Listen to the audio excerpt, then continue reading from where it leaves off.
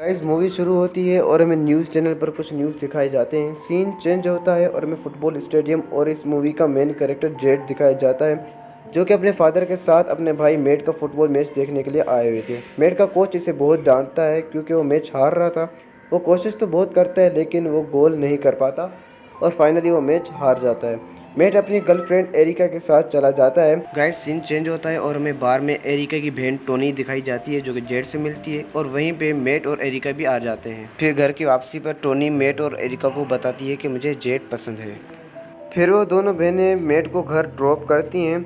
Met और Z के father की नाइट ड्यूटी होती है तो वो ड्यूटी पर चले जाते हैं और मेट और जेड घर में अकेले होते हैं। सीन चेंज होता है और मेट का घर दिखाया जाता है जहाँ सारी चीज़ें हिल रही होती हैं जैसे कि अर्थक्वेक आया हुआ हो। मेट अपने घर के बाहर निकल के चेक करता है तो आसमान में जंगी जहाज़ भरे हुए होते हैं और सोल्जर्स पैराशूट के ज़रिए नीचे आ रहे होते हैं। तो जेड फ़ौरन घर से निकलता है और मेट को बोलता है कि हमें अपने फादर को ढूंढना है। तो वो अपने फादर को ढूंढने के लिए निकल जाते हैं। कुछ देर बाद उन्हें उनके फादर मिलते हैं तो उनके फादर उन्हें बोलते हैं कि मुझे फॉलो करो।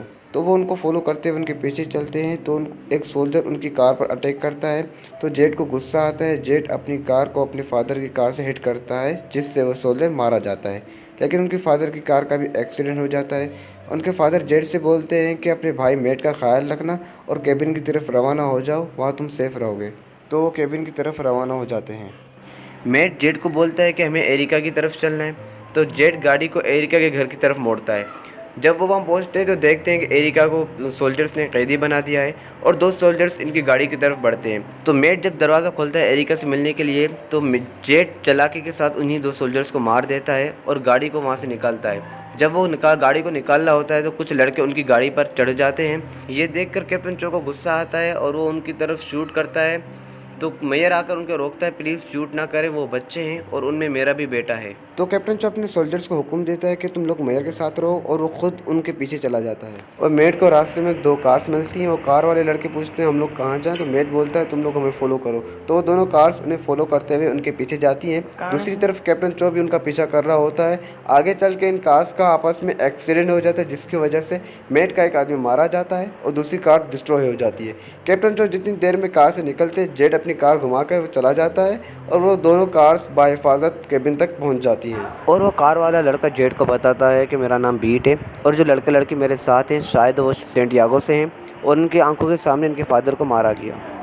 तो जेड बीट से कहता है कि तुम इनके साथ अंदर जाके देखो कि क्या मिलता है, तब तक मैं जनरेटर ऑन करता हूँ। तो रॉबर्ट जेड से कहता है कि हमें पता करना चाहिए कि ये सब हो क्या रहा है, मेरे पेरेंट्स भी वहाँ पर हैं। तो जेड कहता है कि ये सब तुम्हारा मसला है, इससे बेहतर है कि तुम रेडियो और टीवी तलाश करो और उसे ऑन करने की कोशिश करो। तो वो कुछ ज़रूरी सामान ढूंढते हैं तो उन्हें वहाँ से कुछ ज़रूरी सामान मिलता है जैसे कि गन्स वगैरह। डेली और रॉबर्ट टीवी ऑन करते हैं तो न्यूज़ चैनल पर दिखाया जाता है कि हर तरफ अफरा तफरी मची हुई है और गवर्नमेंट ऑफ यूएसए का यहाँ पर कोई कंट्रोल नहीं है। एक्चुअल में गाइस वो सोल्जर्स नॉर्थ कोरिया के होते हैं जिन्होंने अमेरिका पर अटैक किया हुआ होता है। और इतने में ही जेट आकर टीवी बंद करता है और कहता है कि ये सब बकवास है। रात होती है तो इन्हें बाहर गाड़ी की आवाज़ सुनाई देती है तो इन्हें लगता है कि वो नॉर्थ कोरियन सोल्जर्स है। तो जेट मेट से कहता है कि तुम लोग लाइट बंद कर अंदर छुप जाओ और पीछे से फायर ना करना, मैं उन्हें चकमा देकर निकल जाऊंगा। तो जेट अपनी पोजीशन लेता है तो उससे पता चलता है कि वो कोई नॉर्थ कोरियन सोल्जर्स नहीं है। तो जेट उनकी तरफ बढ़ता है तो पीछे से बीट फायर करता है। तो जेट गुस्से से बीट से कहता है कि मैंने तुम्हें मना भी किया था कि पीछे से फायर ना करना। तो जेट बीट से गन ले लेता है। असल में कार में मेट का फ्रेंड डैनी और टोनी होते हैं। तो मेट टोनी से कहता है कि एरिका उनके कब्जे में है। फिर जेड सबको कहता है कि अंदर चलो। सुबह होती है तो जेड सबको उठाता है और कहता है कि वो गद्दार बीट और उसके साथी सारा खाना लेकर भाग गए हैं, तो तुम्हें जो भी काम की चीज़ मिले उसे जंगल में छुपा दो। तो वो गद्दार बीट हमारा पता जानता है तो सब अपना ख्याल रखना। दिखाया जाता है कि हर तरफ नॉर्थ कोरियन सोल्जर्स का कब्जा होता है और मेट के फादर और उसकी गर्लफ्रेंड एरिका को एक जगह उन्होंने कैद किया हुआ होता है। तो डैनी जेड को आकर बताता है कि उन्हें हमारा पता चल गया है। सोल्जर्स को उनका पता बीट बताता है। तो कैप्टन चो माइक मेट के फादर को देते हैं और कहता है कि उन्हें बाहर आने के लिए कहो। मेट का फादर उन्हें कहता है कि बच्चों तुम्हें इन सोल्जर से लड़ना है और अपने मुल्क को आज़ाद करना है। कैप्टन चो मेट के फादर को मारकर और इस केबिन को जलाकर वहाँ से चला जाता है। इन सब के बाद जेड सबको कहता है कि हम सबको एक रास्ता चुनना होगा। तो रॉबर्ट उठ कर घर जाता है तो टोनी उसे रोकते हुए कहती है कि तुम्हारे पेरेंट्स मर चुके हैं। तो जेड कहता है कि मैं उनसे लड़ूंगा, मैं नहीं चाहता कि तुम ये रास्ता चुनो, यह रास्ता मुश्किल है लेकिन नामुमकिन नहीं। उनके लिए भले ही ज़मीन का एक टुकड़ा है लेकिन हमारे लिए ये ज़मीन हमारा घर है।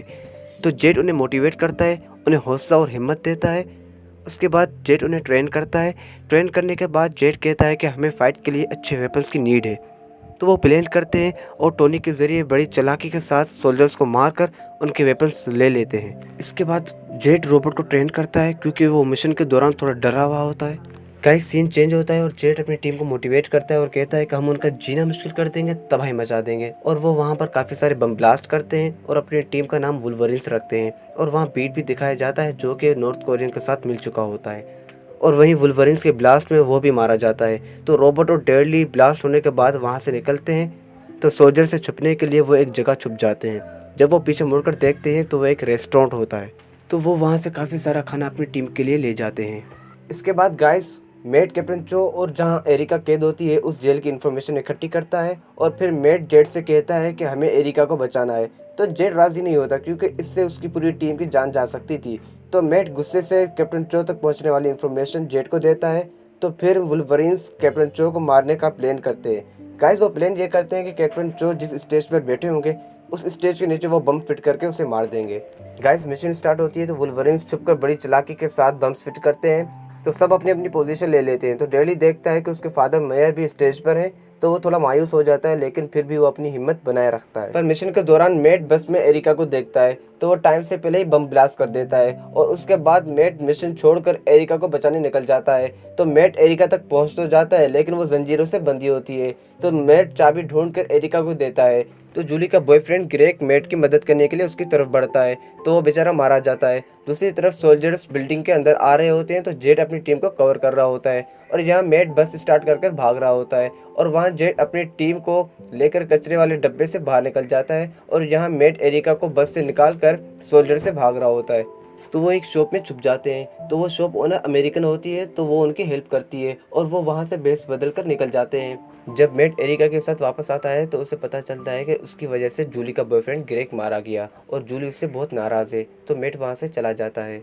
तो गाइस नॉर्थ कोरियन सोल्जर्स उस लेडी को पकड़ते हैं जिसने मेट की हेल्प की थी क्योंकि उन सोल्जर्स को पता चल जाता है कि इस लेडी ने वुल्वरिन्स की हेल्प की है। तो गाइस सोल्जर्स उस लेडी को शूट करने वाले होते हैं कि वहाँ वुल्वरिन्स आकर उस लेडी को उन सोल्जर से बचा लेते हैं। और गाइस इस फाइट के दौरान रॉबर्ट ज़बरदस्त फाइट करता है और आखिर में वुल्वरिन्स का नारा भी लगाता है। फिर सीन चेंज होता है और एरिका जेट से कहती है कि मेट कई दिनों से गायब है। इसके बाद गाइस कैप्टन चो का ऑफिस दिखाया जाता है जहां उसका हेड आता है और कहता है कि हमारे बागी मजबूत होते जा रहे हैं और तुम इस जगह का कंट्रोल खो रहे हो।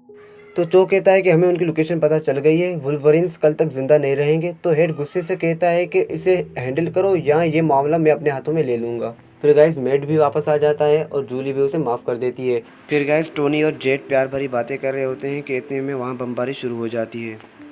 तो गाइस इस अटैक में डैनी और जूली मारे जाते हैं, बाकी सब लोग सेफली बाहर निकल जाते हैं। फिर टोनी एक जगह बैठकर रेस्ट कर रही होती है कि उसे फील होता है कि उसके आसपास कोई है। तो वो अलर्ट हो जाती है तो अचानक से एक अननोन पर्सन उसके ऊपर झपकता है। इतने में जेट और उसके साथी भी आ जाते हैं। तो जेट उस अननोन पर्सन से पूछता है कि तुम लोग कौन हो। तो वो लोग बताते हैं कि हम मिलिट्री के लोग हैं और अब हम फ्री अमेरिकन आर्मी के मेंबर हैं और इस एरिया के ग्रुप वुल्वरिन्स की हेल्प मांगने आए हैं। तो वो सब लोग बैठते हैं। तो जेट सार्जेंट से पूछता है कि इतना सब कुछ हो गया और हमारी आर्मी ने कुछ किया नहीं।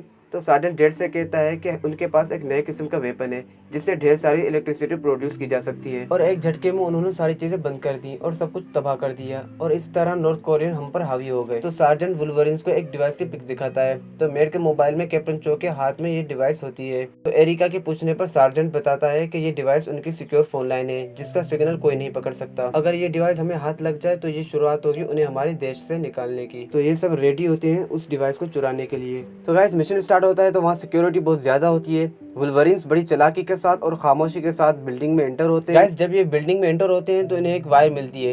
इन्हें ये पहले से मालूम होता है कि इस वायर के एंड पर डिवाइस हमें मिलेगी। तो उस वायर को फॉलो करते हुए उनके पीछे जाते हैं। तो वो फॉलो करते करते एक कमरे तक पहुंचते हैं जहाँ ये वायर 3 हिस्सों में डिवाइड हो रही थी। तो ये लोग भी 3 हिस्सों में डिवाइड हो जाते हैं। फर्स्ट ग्रुप डेल ये रोबोट का होता है, सेकंड ग्रुप में सार्जेंट्स होते हैं और थर्ड ग्रुप में जेट और मेट होते हैं। तो गाइस एक नॉर्थ कोरियन ऑफिसर की नज़र उस कमरे पर पड़ती है तो उसे वहाँ पर कुछ गड़बड़ लगती है। तो उसे चेक करने के लिए वो उनकी तरफ बढ़ता है। तो गाइस मेट और जेट जिस वायर को फॉलो कर रहे थे वो कैप्टन चो के ऑफिस तक जा रही थी। गाइस मेट जेट को सिग्नल देता है कि इतने में वो ऑफिसर जिसको शक हुआ था वो मेट को देख लेता है। उसे देखकर वो भागता है तो मेट भी उसके पीछे भागता है। फाइनली मेट उसे पकड़ लेता है। तो गाइस दूसरी तरफ रॉबर्ट और डेली को दो ऑफिसर्स देख लेते हैं, जिनमें से एक लड़का और एक लड़की होती है। तो उनमें से लड़की चिल्लाने लगती है, दूसरी तरफ मेट एक ऑफिसर को मार देता है, जिससे पूरी ऑफिस में हलचल सी मच जाती है। तो सार्जेंट टोनी और एरिका को सिग्नल देता है, तो वो भी बिल्डिंग पर अटैक करती हैं। तो दूसरी तरफ जेट और मेट चो की ऑफिस तक पहुंच जाते हैं। तो वो देखते हैं कि चो और उसका साथी वो डिवाइस लेकर भाग रहे हैं। तो जेट चो के साथी जिसके हाथ में डिवाइस होती है उसे मार देता है। गाइस चो उनसे बचकर फर्स्ट फ्लोर पर आ जाता है और अपने सोल्जर्स को ऑर्डर देता है कि उस डिवाइस को जाकर उठाओ, वो सेकंड फ्लोर पर है। तो जेट मेट से कहता है कि उन्हें डिवाइस से दूर रखना। जब मेट देखता है कि उनमें से एक सोल्जर उस डिवाइस के बहुत करीब आ चुका है, तो वो थर्ड फ्लोर से सेकंड फ्लोर पर जंप करता है और उस सोल्जर को मारकर डिवाइस ले लेता है। फिर गाइस दिखाया जाता है कि डेली बिल्डिंग से बाहर निकल चुका है और कुछ रशियन सोल्जर्स जो कि नॉर्थ कोरियन के साथ मिले हुए होते हैं, वो डेली को पकड़कर उसे चाकू मारकर फिर छोड़ देते हैं। गाइस और डेली को क्यों छोड़ते हैं वो हमें आगे चल के पता चलेगा। फिर गाइस जेट मेट से कहता है कि तुम ये डिवाइस लेकर यहाँ से निकल जाओ, मैं इनको संभालता हूँ। तो मेट उस डिवाइस को लेकर निकलता है कि पीछे जेट को गोली लगती है। तो चो से मारने के लिए आगे बढ़ता है कि जेट छुप जाता है और बड़ी चालाकी के साथ चो पर अटैक करता है और यहाँ इनकी आपस में बड़ी ज़बरदस्त फाइट होती है। लेकिन जेट पहले से ही इंजर्ड होता है, तो वो ज़्यादा फाइट नहीं कर पाता और नीचे गिर जाता है। तो जो जेट को मारने वाला होता है कि जेट की किस्मत अच्छी होती है, उसे वहाँ से एक पिस्तौल मिलती है और उस पिस्तौल से जेट जो को मार देता है और फिर वो वहाँ से निकल जाते हैं। फिर गाइस वुल्वरिन्स एक जगह आकर कैंप करते हैं और जेट मेट से कहता है कि मेरे भाई मुझे तुम पर गर्व है। फिर जेट टोनी से बियर लेने के लिए उसकी तरफ बढ़ता है, तो वहाँ फायर होता है और वो गोली जेट के सर में लगती है, जिससे जेट मारा जाता है और सोल्जर्स वुल्वरिन्स पर पानी की तरह गोलियां बरसा रहे होते हैं, लेकिन वो किसी भी तरह अपनी जान बचाकर वहां से निकल जाते हैं। फिर मेट रास्ते में गाड़ी रोककर कहता है कि उन्हें हमारी लोकेशन कैसे पता चली। तो रॉबर्ट डेली का जख्म चेक करता है, तो उसे पता चलता है कि ये चाकू का जख्म नहीं बल्कि उन्होंने डेली के बॉडी के अंदर चिप घुसाई। तो मेट रॉबर्ट से कहता है कि क्या ये तुम चिप निकाल सकते हो। तो रॉबर्ट कहता है कि मैं नहीं कर सकता, ये चिप मैं कैसे निकालूँ। तो वो डेली को वहीं छोड़कर चले जाते हैं, क्योंकि गाइस वुल्वरिन्स में से कोई डॉक्टर भी नहीं था जो कि एक चिप निकाल सके। अगर वो बिना चिप निकाले डेली को अपने साथ लेते तो नॉर्थ कोरियन को वुल्वरिन्स की लोकेशन पता चल जाती। फिर गाइस दिखाया जाता है कि सार्जेंट्स वापस जा रहे होते हैं। तो सार्जेंट मेट से पूछता है कि तुम में से कोई हमारे साथ आना चाहेगा।